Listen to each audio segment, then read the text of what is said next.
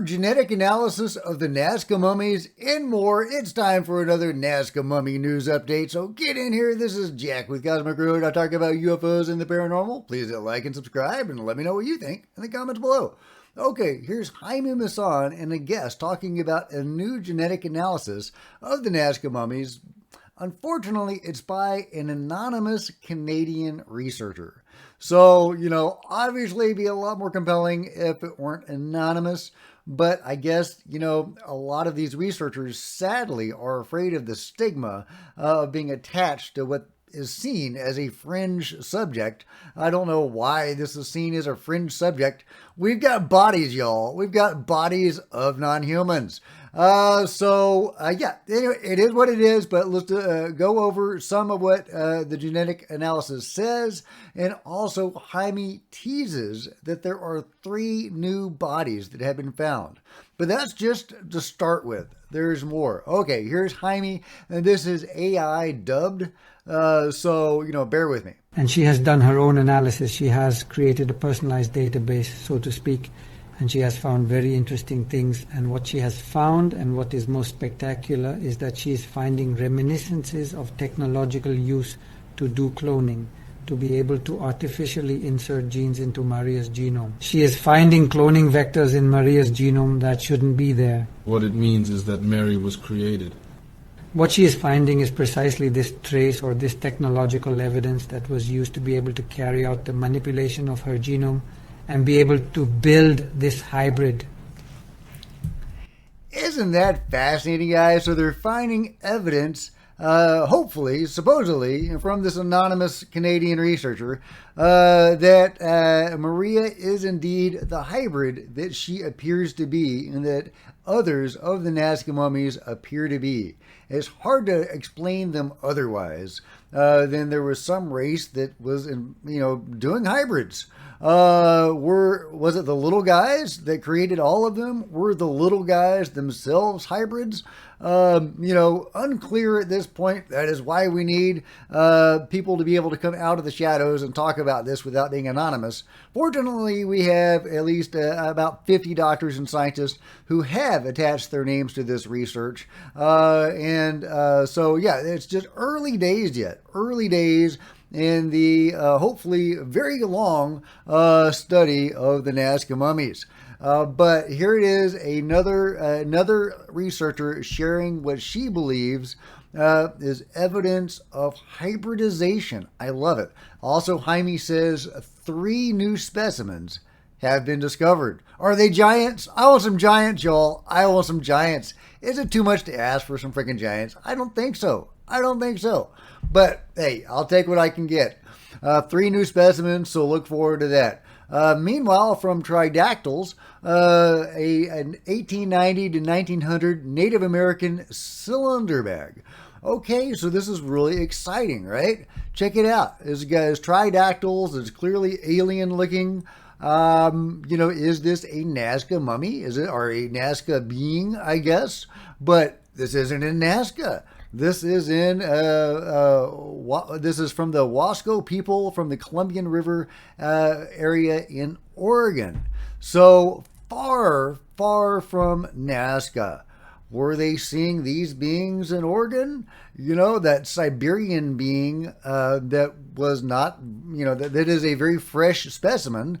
If that was a genuine being, well, that's obviously from the other side of the world. So why not Oregon, right?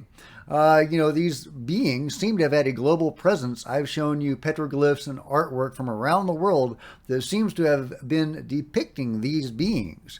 But the cool thing about this is if this is legit, well, that's 100 years ago. That's not that long ago. Maria and the others are 1,000 years old to, 7,000 years old. But 100 years ago, that's more indications that these guys might still be around.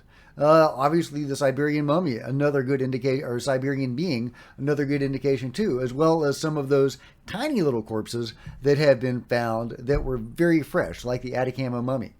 Okay. So moving on. This is really interesting. Okay, so there was a collector that was acquiring one of these specimens, I suppose, on the black market, and it arrived broken, which, is unfortunate for him, but what's good for us is that we're able to see some parts of this body that we wouldn't have been able to see otherwise. You could see like elements of the bone, etc., that we wouldn't have seen otherwise. So let's give a listen to this channel. Hay un comprador anónimo que... Okay, yeah, it's in Spanish, so let me just read it. There is an anonymous buyer who acquired this mummy, whose name is Angels, and this mummy arrived broken.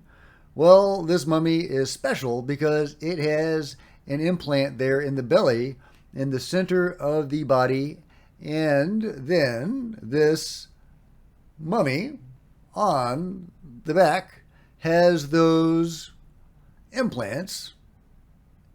Yes, those would be the black parts, not that they look darker exactly. So I want to show you something so that you can see. This is the little head with the, wait for it, broken neck. I mean, you can see the vertebra, the bones, and the organic material. There is skin. There we are looking at measurements, and one of the arms has a broken bone. And then the density of the bone is very great. Its density is greater than that of a chicken bone. I give the example there, but I would like us to focus our attention on the implants that this woman has, mummy, and more specifically in the implants on the back it has, and in the background of the image, two smooth implants, and these ones that are here closer to us that we are seeing now are a rectangular implant and another square. Anyway, it goes on. I will link to this, and you can watch the full thing at your leisure. But we're getting, interesting implants because of the broken nature of the mummy. We're able to see the bone, the density of the bone. It's a fascinating specimen. I hope this specimen is opened up to study. That it's not just going to sit in some private collection. Obviously, they're sharing these images with us. Is this specimen currently being studied by scientists? I sure hope so. So, I'm really hoping that some of these private collectors that are acquiring this will allow their specimens to be studied. Maybe they are secretly studying it themselves. One would hope so, but we'll see. Last but not least, this was sent to me by Nico. Minahun, ancient Hawaiian race of little people who may still exist today. There are legends of both enormously large and diminutive individuals found all across the world. These tales are frequently labeled myths in popular culture, although the evidence is difficult to find. Giant skeletons may have been a closely kept secret according to a number of conspiracy theories. The stories of giants and dwarves, however, seem to be more than just myths for a variety of reasons. According to Hawaiian folklore, Minahun, I don't know if I'm saying that right, but Minahun, were a mysterious, short-statured tribe known as a pygmy tribe who dwelt in the dense forest of the Hawaiian Islands. Today, locals refer to these structures these people left behind as proof the Minahun were in fact the first people to colonize the islands before the Polynesians did. These Minahun were reported to be roughly 2 feet tall, while some were as small as 6 inches tall, enough to fit in the palm of a hand. 6 inches tall, guys. 6 inches tall. I kind of botched the sentence there, but yeah. So 2 feet to 6 inches. So kind of the range of size we're seeing from like the Atacama mummies to the shorter Nazca mummies. Fascinating, guys. Fascinating. They prowled the deep forest at night. Their favorite foods were bananas and fish, and they took pleasure in dancing, singing, and archery. So, who knows, guys? Were these related to the Nazca beings at all, or some other non-human race? Were these more like the hobbits, the Homo florensis? I'm probably butchering that pronunciation. The human cousins or the human variety that were found not too long ago in Indonesia. The little humans. that we're, human, more or less. So are we looking at something like that, or are we looking at something more inhuman? Either way, there are legends, like the article says, of little people and also very big people all over the world. And I think a lot of those legends are probably based on something real. But let me know what you guys think about that and everything else in the comments below. And if you've enjoyed this video, please give me a big thumbs up. I sure appreciate it. Smash the like button and the bell to be notified of future videos. You don't want to miss a thing. Join me on social media, Facebook and Twitter, links below. Love to see you guys there. If you wanted to support Cosmic Road in a bigger way, consider grabbing a coffee mug or a t-shirt in the merch store below, or by becoming a channel member. Channel members are rock stars, and I really appreciate you guys' support. Thank you. Also, channel members frequently get to see videos hours ahead of everybody else. Meanwhile, there are plenty of other videos on the channel. I'll see you guys next time. This is Jack with Cosmic Road, signing out.